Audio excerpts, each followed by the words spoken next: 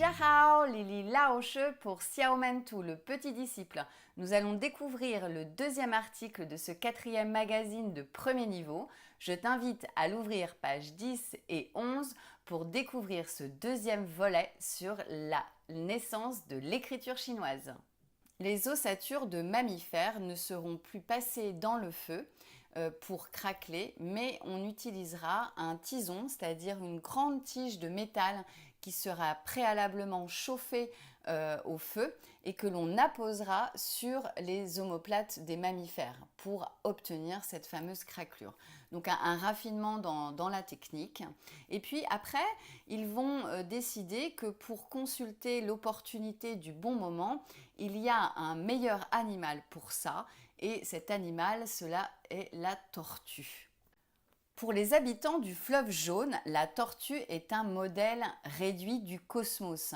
Elle vit une vie extrêmement longue, elle fait partie des mammifères vivant le plus longtemps et elle vit entre ces deux carapaces. Il y a la carapace du dessus qui représente le ciel, tel un dôme, et la carapace ventrale qui, elle, va illustrer la Terre.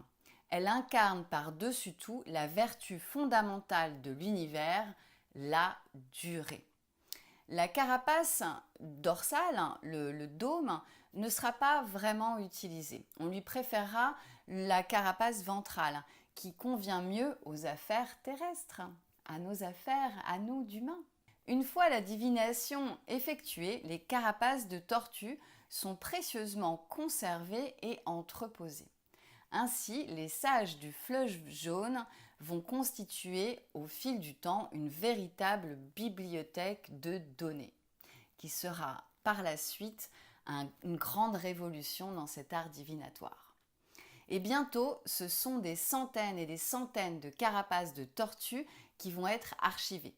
Et cela va devenir un vrai casse-tête de les classer et de les mémoriser.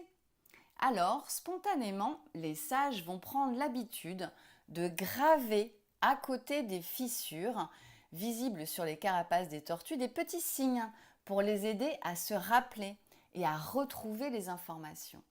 Et sans s'en apercevoir, ce geste anodin des sages de la dynastie Shang va donner naissance à l'écriture idéographique. Voilà pour cette deuxième volet de la naissance de l'écriture chinoise.